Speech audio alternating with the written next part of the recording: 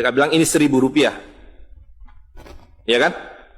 Tapi makin lama di dalam isi riba, Rp1.000 yang dulu bisa dipakai untuk membeli 50 kg emas pada tahun 46, ketika pertama kali diberikan rupiah, hari ini diberikan tukang parkir pun tidak mau. Maka mereka ganti gambarnya dengan Soekarno-Hatta, nolnya ditambah 2, menjadi 100.000. Yang 99.000 dari mana? Ya kan? 99.000 dari mana? Dan kalau ini kita belah 2, dibelah 4, mau saya kasih 4 mahasiswa. Kemana samannya tadi itu nilainya? Ya, ini seperti sihirnya Fir'aun yang menjadikan tali sebagai ular. Nah, orang Amerika bilang, pedagang Amerika, saya juga punya kertas sendiri, namanya greenback. Tapi kertas saya punya 10.000 kali lipat dari kertas saudara. Jadi kalau Bapak Ibu sekalian, adik-adik pergi ke Washington sana, ke New York, bawa uang 100.000. Belum tentu mahasiswa punya uang 100.000 kan? Harus bekerja 2 hari untuk mendapatkan uang 100.000. Pergi ke Washington, saya mau beli Coca-Cola 1 botol. Apa mereka bilang? Apa mereka bilang? Ini kertas funny. This is funny paper. Gak laku. Tapi siapapun datang ke Ternate dengan $100, you punya cengkeh, berikan pada saya. Saya mau beli, you punya Coca-Cola, tapi saya minta 1 truk.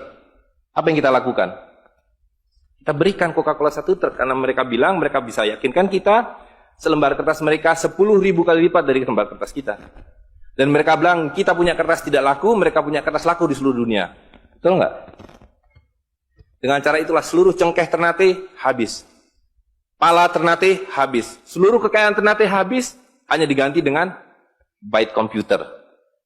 Dengan cara itulah kemiskinan dan pemiskinan dilakukan oleh para bankir. Jadi banking is crime. And bankers are the criminal. Dengan sihir ini. Ya. Nah, dan ini baru satu fase. Saya minta satu tahap lagi untuk menjelaskan dengan uang kertas yang sudah merupakan kezoliman ini, ya, itu menjadi berlipat ganda zolimnya melalui banking system, di mana ini digelembungkan. Kalau tidak ada bank, kalau saya punya uang 100.000 dipinjam oleh Ustadz Nur, maka uang saya habis. Saya akan memiliki kembali kalau dikembalikan.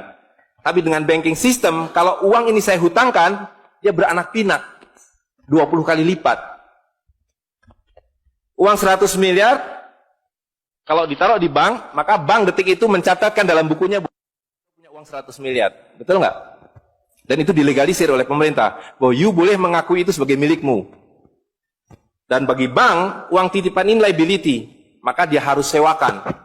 Dia harus pinjamkan dengan bunga kepada orang yang mau beli rumah tidak bisa beli rumah, mau beli mobil tidak bisa beli mobil. Jangan khawatir, saya beri kredit, tapi harus tahan 10% untuk cadangan, ya kan? Dan semua orang dibikin miskin. Misi pokok bank adalah membuat semua orang miskin supaya tidak mampu membeli apapun kecuali berhutang melalui bank. Maka ketika 100 miliar ini diterima bank, maka dia bisa mengutar itu 20 kali dengan bunga katakanlah 10%. Maka dia akan mendapatkan dari bunganya saja 180 miliar. Jadi kalau bank bilang saya ngasih bunga hanya 10%, dia akan dapatkan 200%. Dan dari pokoknya yang dia putar itu, maka dia akan dapatkan 20 kali 90 miliar. Coba lihat, maka terciptalah uang 1,9 triliun, hampir 2.000 triliun. Padahal uangnya berapa tadi? 200 miliar. Yang 1,8 triliun dari mana? Angin, sihir. Tidak ada. Itu sebabnya setiap bank dijaga oleh satpam. Supaya mengesankan bahwa di bank ada uang. Tidak ada uang di bank. Itu kenapa setiap pegawai bank pakai jas, pakai dasi. Supaya orang yakin bahwa uangnya dijaga dengan baik. Karena di situ tidak ada uang. Dan itu sepenuhnya pengelabuan. Jadi bank itu adalah arisan berantai. Kalau kita datang mengambil uang, tapi orang bisa bilang, tapi kalau saya ngambil uang di bank kok ada? Uang siapa yang diberikan? Uang Anda sudah nggak ada. Jadi orang percaya bahwa bank adalah tempat yang paling aman menyimpan uang. Bank adalah tempat paling tidak aman menyimpan uang. Belum Anda keluar dari pintu bank, uang Anda sudah nggak ada. Pembuktiannya gampang. Datang pada hari yang sama, minta saya mau ambil uang saya hari ini. Potong telinga saya kalau Anda dapat uang, kecuali 10% dari nasabah. Bisa dipahami? Ya. Uangnya tidak ada. Itu. Nah, tapi yang perlu dipahami adalah akibatnya. Kalau kita tadi punya uang 100.000, di sini ada satu handphone, maka berapa harga handphone ini? Ceteris paribus kata ekonom. Maka harga handphone ini ada 100.000, ya kan? Tapi ketika ini digelembungkan menjadi 2 juta, sementara sumber daya alamnya tetap, berapa harga handphone ini? Menjadi 2 juta. Dan itu mereka bilang inflasi. Jadi inflasi adalah kebohongan. Lihat ya, dulu ketika Republik Indonesia didirikan, uang yang pertama dicetak adalah 1 sen, paling besar 100 rupiah, 600 rupiah. Uang 1000 pernah didesain tapi tidak dicetak karena terlalu besar. Karena dengan 1000 Anda sudah dapat beli emas setengah kilo. Pada waktu itu, 1 gram emas hanya 2 rupiah. Dan mereka berjanji, jangan khawatir setiap rupiah saya jamin dengan 1,5 gram emas. Sampai sekarang itu berlaku Undang-Undang tahun 46. Nah tapi lihat, karena uang kertas itu sihir, dicetak makin banyak, nilainya merosot. Bebeknya mah tetap, cengkehnya tetap, palanya tetap, tapi nilai uang yang merosot. Maka mulai tahun 52, ini pertama kali by the way, ini Bank Indonesia baru muncul tahun 52. Bank Sentral Republik Indonesia itu bukan Bank Indonesia, dulu namanya BNI 46. Tapi Belanda tidak mau. You mau merdeka, you mesti nurut saya. Hentikan BNI 46, ganti dengan bank saya, The Jeffers Bank, menjadi Bank Indonesia. Dan hentikan uang Republik Indonesia, ganti dengan uang saya, Guilders, yang kemudian berubah menjadi uang Bank Indonesia. Oke? Nah, begitu muncul tahun 52, rupiah sudah mulai tidak laku. Dibikinlah uang 1.000 rupiah. Ringkas cerita, tahun 57, uang 1.000 sudah mulai tidak laku. Dibuatlah 2.500 rupiah. Dibuatlah uang 5.000, pertama kali muncul 64, uang 10.000 rupiah. Pak Karno bilang kita sudah terlalu miskin. Maka uang 1.000 digunduli menjadi 1 rupiah yang disebut centering. Tapi tidak lama kemudian muncul lagi. Karena uang kertas adalah penipuan. Worthless. No value. Ringkas cerita, Pak Harto dibilang berhasil dalam pembangunan, dia bikin uang 50.000 rupiah. Dengan gambar Pak Harto dan kapal terbangnya. Tapi inilah ilusi yang lain. Inilah sihir yang lain. Semakin besar uang Anda bukan semakin kaya. Semakin uang besar Anda berarti semakin miskin. Bisa diikuti?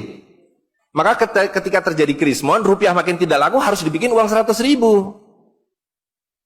Dan sekarang uang 100.000 sudah mulai tidak laku. Ibu-ibu sudah komplain kalau pergi ke pasar dengan 100.000. Betul nggak, Bu? Sudah tidak bisa beli apa-apa ini. Maka mereka dua pilihannya. Pilihan pertama adalah mereka akan mencetak uang 200.000, 500.000. Tapi tidak mungkin. Komputer sudah nggak bisa menghitung. Kalkulator nggak bisa menghitung. Hang. Terlalu banyak nolnya. Pilihan kedua adalah digunduli nolnya. Redenominasi. Jadi redenominasi itu bukan untuk mengatasi inflasi, tapi untuk menutupi inflasi. Jadi itu adalah pengelabuan di atas pengelabuan, di atas pengelabuan, di atas pengelabuan. Gitu. Ya. Jadi secara real, uang 100.000 ini dulu ketika Pak Harto masih berkuasa, menjelang jatuh itu, kalau dibelikan telur, dapat 50 kilo. Masih ada yang ingat gak, Bu? Kali ibu-ibu ingat pasti. 1 kilo telur harganya 2.000 rupiah. Begitu Pak Harto jatuh, dibilang ini gara-gara krismon, uangnya sama. Walaupun ini belum ada waktu itu, karena ini masih 50.000 aja udah besar waktu itu. Uang yang sama dengan telur yang sama, tiba-tiba dibawa ke pasar, saya mau beli telur. Bu, hari ini tidak dapat 50 kilo lagi. Hari ini cuma dapat 13 kilo. Karena daya belinya, telur sekarang 7.500. Dan hari ini, kalau di pasar Ternate berapa, Bu, harga telur sekilo? Hari ini. Di Jakarta 20.000. Dan telurnya sama. 1 kilo itu isinya 16 butir, 17 butir, 18 butir. Uangnya sama. Tapi hari ini kalau dibelikan telur hanya dapat 5 kilo. Kemana yang 45 kilo? Itu yang mereka rampok. Itu yang mereka rampok. Dengan melalui apa yang mereka sebut inflasi. Tapi sebenarnya dengan cara penggelembungan uang. Kertas yang terus-menerus nilai. Nah, satu lagi Pak ya, saya minta ini karena ini penting sekali. Ini penting sekali.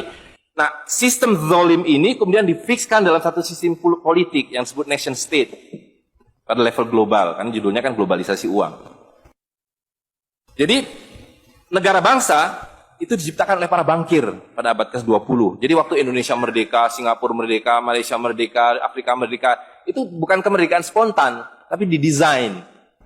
Didesain karena kalau dulu mereka mau merampas cengkeh orang Ternate, mau merampas kepala orang Ternate, dia harus bawa serdadu ke sini, Dia harus ambil cengkeh dan palanya. Repot kan?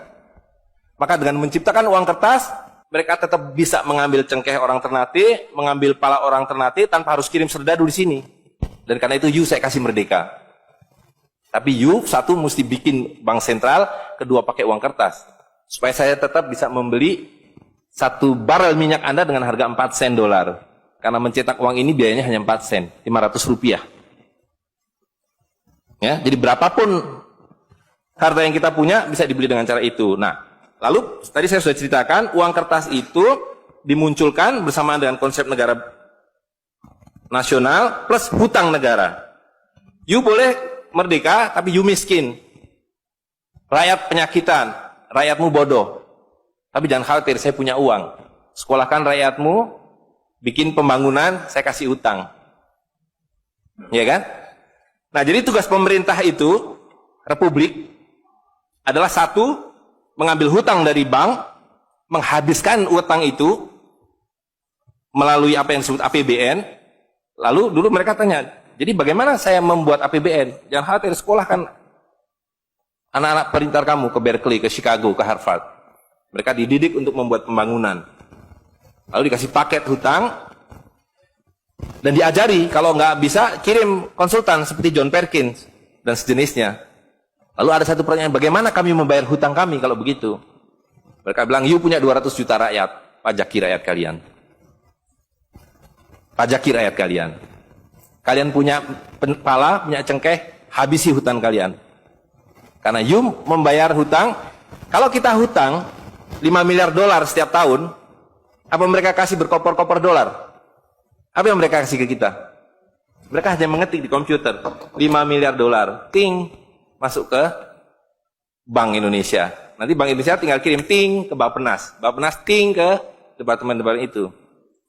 Tapi ketika kita mau membayar hutang mereka, bisa kita mengetik di komputer 5 miliar dolar, ting, dibayarkan ke Bank Dunia? Nggak bisa, you mesti punya devisa. Dari mana kami punya devisa? You mesti beli dolar kami. Caranya tebang hutan kalian. Habisi boksit kalian, habisi mineral kalian, betul nggak? Nah, jadi itulah yang terjadi di dalam sistem Fir'aun sekarang ini, bahwa pemerintah itu didesain hanya untuk mengambil hutang dari bank, menghabiskan melalui APBN dan proyek, kemudian memajaki rakyat. Karena itu pajak semakin hari semakin tinggi, semakin banyak, semakin tinggi, semakin banyak, gitu. Nah, jadi kalau digambarkan seperti ini, ya kan? Wilayah domestik nasional itu adalah demokrasi, supaya kalau 5 tahun harus ganti. Kalau ada presiden, ada perdana menteri yang tidak nurut pada para bankir, out. Tapi para bankir tidak pernah berganti, mereka turun-temurun, perusahaan swasta, anak beranak pinak. Ini kira-kira hanya 400 keluarga di dunia ini yang menguasai seluruh sistem keuangan dan politik. Jadi kita ini sekarang utangnya tiba-tiba sudah 2.100 triliun. Padahal tahun waktu Pak Harto jatuh itu utangnya hanya berapa? 50 miliar dolar. 500 triliun. Sekarang sudah 2.000 triliun. Dan begitu kurs dolar berubah, utang kita nambah. Gitu. Dan BI tidak pernah memenuhi janjinya. Karena tugas pokok BI adalah menjaga stabilitas kurs. Tidak pernah bisa. Dan tidak akan pernah bisa apapun yang dilakukan karena memang tidak ada nilainya, gitu. Nah, jadi sebagai penutup, maka apa yang harus kita lakukan adalah membalik seperti yang mereka dulu lakukan. Yang mereka dulu lakukan adalah mengambil emas dan perak dari orang tua kita, mereka lebur menjadi batangan, dia simpan di berangkas, dan kepada kita dikasih toilet paper ini, kata Mahathir Muhammad. Maka yang harus kita lakukan sekarang sebelum ini jadi apa? Oncom. Lebih berharga oncom. Tukarkanlah menjadi emas dan perak, menjadi dinar dan dirham, dan kemudian gunakan untuk muamalah. Karena Nabi sudah mengatakan akan datang satu zaman di mana semua yang kamu miliki tidak ada harganya, kehabisan nilai, kecuali dinar dan dirham, kecuali emas dan perak. Jadi kalau dilihat, ya dolar dalam dinar atau dinar dalam dolar dalam 10 tahun terakhir 2004 itu cuma 54 dolar. Hari ini sudah di atas 250 dolar. Dan lihat, menipunya uang kertas ya. Kalau kita pakai untuk menyimpan naik haji, kalau Anda menabung dolar, maka tiap tahun naik. Saya sudah hitung ini, dan ini valid sekali. Naik setiap tahun itu 3,5%. Kalau Anda menyimpan rupiah, setiap tahun naik 5%, nggak nyampe-nyampe. Tapi kalau Anda menyimpan dinar, maka dia akan turun 8% setahun. Jadi tahun 2000 naik haji butuh uang 21 juta rupiah. Kalau dinar butuh 71 dinar. Tapi hari ini kalau mau naik haji butuh hampir 40 juta rupiah. Dengan dinar cukup dengan 16 dinar. Jadi dulu kalau punya rupiah naik haji satu orang, sekarang sampai Dubai suruh pulang. Nggak cukup uangnya. Tapi dengan dinar dulu naik haji satu orang, sekarang bisa naik haji 4 orang. Dengan kata lain, kalau Bapak Ibu sekalian serahkan cengkeh Bapak Ibu sekalian dan menerima uang kertas, Anda 4 kali miskin. Detik itu juga dalam konteks ini. Maka serahkanlah cengkeh dan katakan, saya mau serahkan cengkeh, bayar kami dengan dinar. Bayar kami dengan dirham. Saya serahkan pala kami, bayar kami dengan emas dan perak. Saya tidak mau uang palsu ini, uang-uangan ini.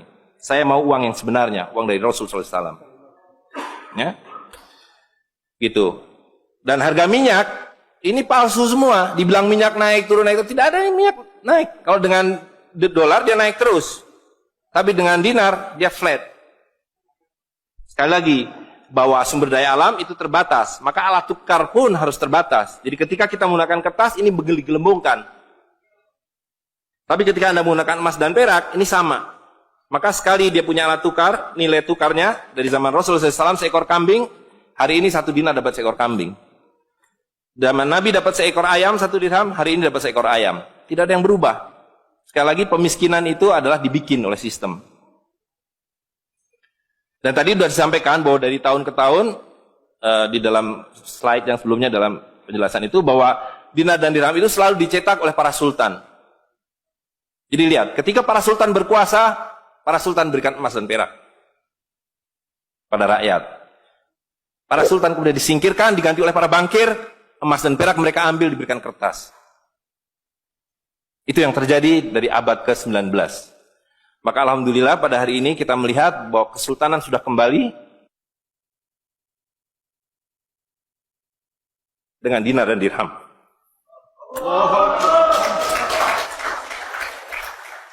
Dan ini adalah awal berakhirnya sistem riba. Ini adalah awal dari janji Allah SWT, yamhaqwahu riba wa yurbi sodakotan. Aku suburkan sedekah dan aku hancurkan riba. Kehancuran riba ditandai dengan seperti apa yang dikatakan Nabi, kehancuran mata uang kertas. Suka atau tidak suka, terima atau tidak terima, ini adalah awal kehancuran. Dan karena itu yang harus kita lakukan adalah supaya kita tidak ikut hancur di dalamnya, kita song-song kembalinya dinar dan dirham. Dan itu berarti kembalinya sultania. Dan Ternate adalah awal dari kembalinya dinar dan dirham dan sultania bersama dengan Kesultanan Cirebon, bersama dengan Kesultanan di Sulu. Jadi sekarang sudah ada ketiga sultan yang mencetak kembali dinar dan dirham. Dan ini akan mengawali kembalinya dinar dan dirham di seluruh dunia. Jadi kalau pada abad 15, abad 16, abad 17 bangsa Ternate sudah sampai ke Madagaskar, sudah sampai ke negeri atas angin di Spanyol, maka pada abad 21 kembali Ternate sampai Spanyol. Ternate sudah kembali sampai Afrika Selatan, sudah sampai Eropa melalui dinar dan dirham yang berlaku di seluruh dunia. Orang Amerika tidak bisa mengatakan emas saya 5 kali lipat dari emas saudara, tidak bisa. Emas kami dari Ternate sama harganya dengan emas kalian. You 1 dinar, kami 1 dinar. You 1 dirham, kami 1 dirham.